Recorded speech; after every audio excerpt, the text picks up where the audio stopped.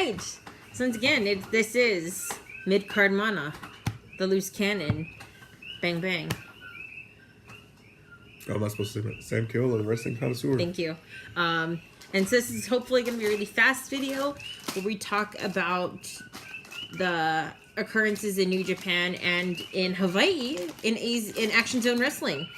So I'm going to go through New Japan this week really quickly. So New Japan has 2 events starting this week. The Young Lions Cup at Young Lions Project 9, which is on Thursday, November 16th. And that's when they're going to start the round-robin competition for who is the Young Lions Cup champion this year. And that's going to be round-robin? Yep. Just like the G1. Nice. Stealing one of these. Yeah. Oh, gosh. So What's in that? I know. So the first round of matches are Tomoyuki Oka versus Ren Narita. Katsuya Kitamura, who's the one I was talking about, looks like Goldberg. Came out with a mouth guard that looked like vampire fangs. You remember now? Yeah. Shota Umino, who almost always has to kiss the Ring of Honor. And then Tetsuhiro Yagi versus Hirai Kawato, who is probably their most promising young lion that they have, and actually got a match at Power Struggle in the 5-on-5 tag team match. So he was paired with, or he was grouped with Kushida, Tiger Mask, Liger, and Juice Robinson against Suzuki-gun. And they gave him the ring afterwards. They gave him the ring afterwards. So that was really cool. So there's also a couple of tag team matches, but as far as the matches that are qualifying for the Young Lions Cup, those are the matches that are starting off, and that is going to be this coming Thursday. So it'll be interesting to see how the Young Lions Cup will end up panning out, to see who is going to be the winner. And an interesting thing, the Young Lions, Chris Jericho, Chris Benoit, Eddie Guerrero, these are the ones we got out of it from way back in the day. Oh, yeah. So sometimes the Young Lions are the ones to watch. And if you look at the current New Japan state, Naito definitely was Young Lion back in the day. And now? And I mean, even the most recent graduates of the Young Lions program, I was going to say Kama Itachi, Hiromu Takahashi, Sho and Yo of Roppongi 3K, David Finlay, a lot of these people that just very recently came out of the Young Lions program and just recently came back to Japan. And they're the ones that are on the rise. I mean, Takahashi already had a good run as the junior heavyweight champion.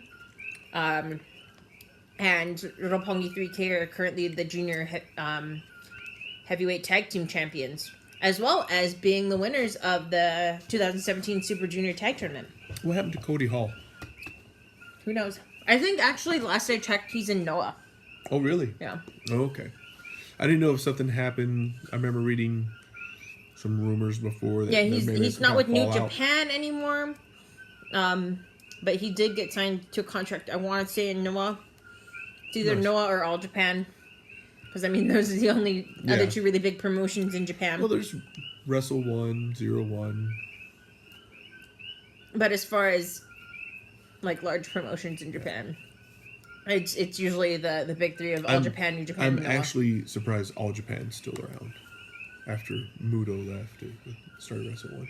And then on Saturday, there is going to be the start of the World Tag League.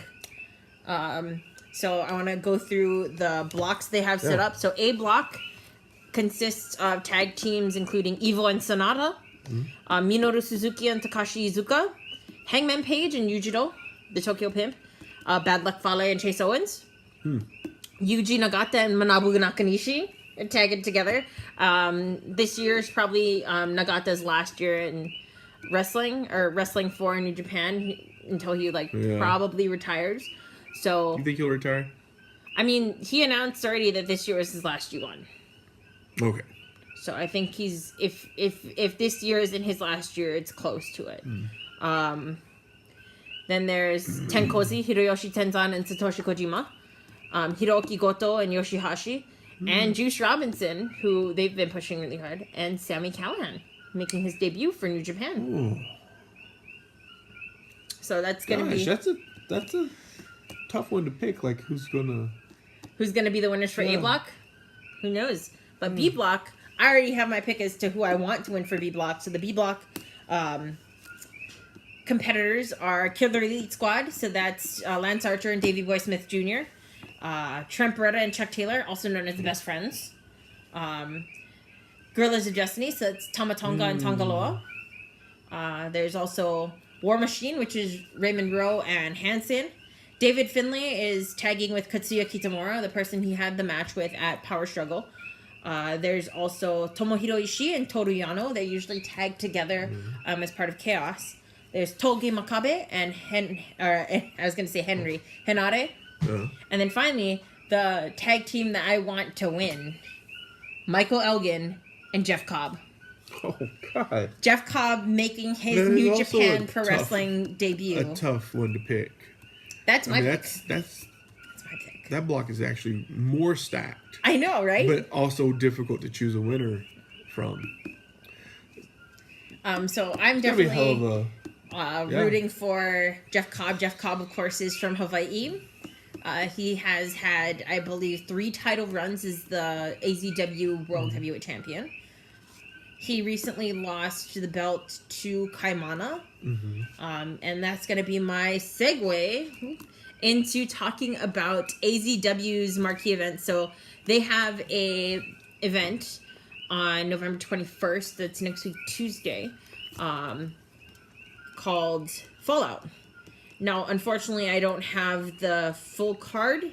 I don't have information on the full card, but I do know a couple of the matches. So the first match I want to talk about is McKenna Cruz versus The Final Solution. So McKenna Cruz recently, as you'll hear about in our other video, he was part of the tag team Night Marchers. They recently broke up. McKenna Cruz ended up being the one to turn face from that. And so this is his singles match versus The Final Solution. Hev says that Final Solution's probably going to win. I would like to see a win for McKenna Cruz. I liked the Night Marchers. And I like McKenna Cruz. Specifically, out of the Night Marchers, he was the one I liked more. So I would like to see him get a win here.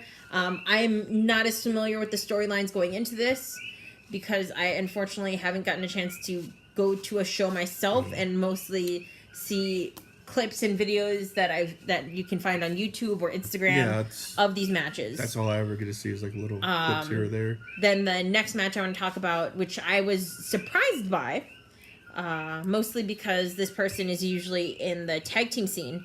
So it's Serge Slayborn, who is one half of the AZW champions, Devil Slay, and that's with Serge Slayborn and Bobby the Lightning Bolt. So Serge Slayborn is going in singles competition, taking on Jafar the Butcher, who has had several title shots against both. I think he's also fought Jeff Cobb, but he's had a couple of title shots against Kaimana as well, and Kaniela back when he was the champion. So I am a Serge Slayborn mark. Mostly because I know the dude. He's a really nice dude. And I think it would be a really cool time for him to win. To show his strength as a singles competitor and as part of the tag team champions. And winning against Jafar the Butcher would be pretty cool. Jafar the Butcher is not someone to take lightly. So, And then finally, the match that I think is the most well-known for this card is Mark Anarchy is going up against Kaimana for the AZW title. So I would like to see the Aloha Gangster retain. I think out of all of the people in AZW, I've seen the most of Kaimana's work, especially with his work with against Jeff Cobb. So I've definitely been very impressed with him as a competitor. I was very lucky that I got to meet him when I went to go watch the WWE live show. And he also has a big role in keeping the shows going, keeping the company afloat. and just getting the word out there about AZW. Yeah, I would say he's probably the biggest name that they have. Outside of Jeff Cobb, when Jeff Cobb shows up. I mean, of just, of the regular competitors that are usually there. Kaimana is definitely the most famous. He's also the only one that has merchandise, I believe. Probably so.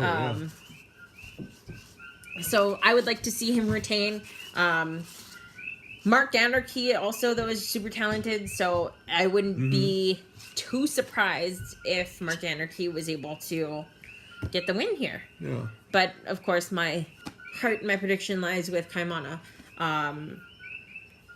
So that's a short version of AZW's Fallout card, which is going to take place again on November 21st. If anyone on Oahu is watching and doesn't know what to do on November 21st, you should definitely go watch the show. I would love to fly over just overnight to try and see it, but I don't know how feasible that is for myself. Does it air on anything? No. Not here, anyway. I think they do have it on some... Yeah, on Oahu. Oahu. I think they do have it on public access on Oahu, but they don't have it here. Yeah, I used to be able to watch some public access online, and that was back when I think it was HCW, Hawaii Championship. But yeah, I don't know about AZW though. Yeah. We'll have to look into that. AZW is coming up, and of course, like we mentioned, Jeff Cobb is an alumni of AZW. He earlier this year had a series of matches and actually got his third championship reign this year. So I would like to see if he comes back. Was versus Samoa Joe. I don't know if you've seen that one or not. Yes. Good match. I forgot about that. Yeah. So I mean, it's not like he hasn't faced. Kaimana definitely has a lot of experience. And I mean, as far as being someone who can be the champion of the company, even though, I mean, it's not like we're a huge company here in Hawaii, but of a company that especially has now such a huge talent like Jeff Cobb come out of it. And Jeff Cobb also is Matanza Cueto in Lucha Underground. Yeah. He is one half of the current PWG Tag Team Champions. He went to the finals in Bola this year. He's in World Tag League this year. I mean, this is a really good year for him. I'm hoping that next year is even better. Yeah. I would love to see him be a singles champion in a much larger capacity. The only thing that I think affects him in this state is that he's kind of on the short side. I think he's only like 5'9", 5'10". I'm actually not sure of his height because everyone that's taller than me is tall. So. All right, but I mean, in this state of wrestling, everybody is smaller anymore. It's not like back in the 80s and 90s where everyone's like, 7 foot tall. Yeah, you can't teach that. You can't teach that. Even though today they try to talk people up, like Cass being 7 foot tall when he's like he's not 7 foot. No, he's not. He's like 6'8", maybe. Mind blown. Yeah. Yeah. Well, Enzo Amore is also weirdly tall as well. Yeah. Like comparatively to how tall you would think he is, because when he stands next to Cass, he looks like he's 5'2". He looks like he's my height, but he's actually 6 foot. He's like a little bit over 6 feet. So. Yeah, especially for being in the 205 division.